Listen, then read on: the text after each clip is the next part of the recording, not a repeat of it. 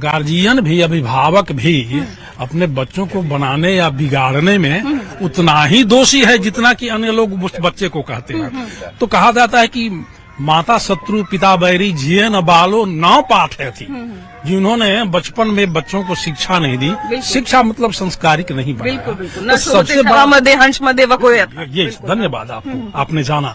तो वास्तविकता जहाँ मूल में है वहाँ अगर नहीं जाएं और औरों को हम इस तरह से इल्जाम देते रहे तो ऐसे काम नहीं चलता। अच्छा, अगर शिक्षा देने की बात जहाँ तक आती है, क्या, क्योंकि अभी बेटा और बेटी दोनों के लिए अलग अलग जिम्मेदारी बन गई है, बेटों को हमें अलग तरीके से संस्कार देना पड़ेगा क्योंकि गलत करने वाले कहीं न कहीं हमारे ही आपके समाज से अच्छे अच्छे घर के ही बच्चे निकल के आ रहे हैं।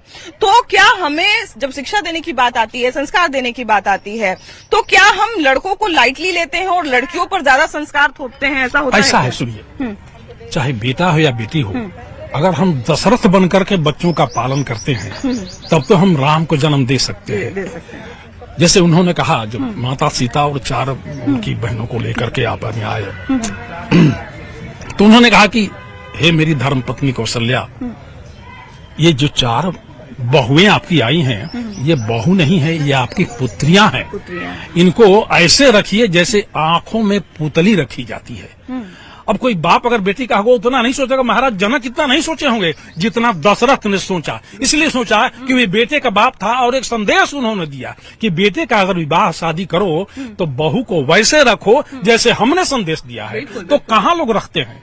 बेटी अगर 5 रोटी खाती है तो मतारी कहती है कि कहाँ खाती है, कुछ नहीं खाती है।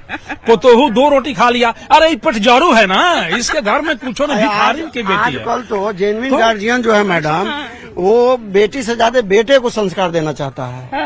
हाँ, कि बेटा को ज्यादा संस्कार बनाना है। जरूरी भी है क्योंकि बेटी अगर कुछ गलत करेगी, हम देखते हैं एक मानसिकता कि बेटी एक समान उम्र के बाद बेटियों में भी या लड़कों में किसी भी में भी एक आकर्षण या कुछ भी होता है। हमें जैसे ही पता चलता है हम पीछे पड़ जाते हैं कि लड़कियों की शादी कर देनी है।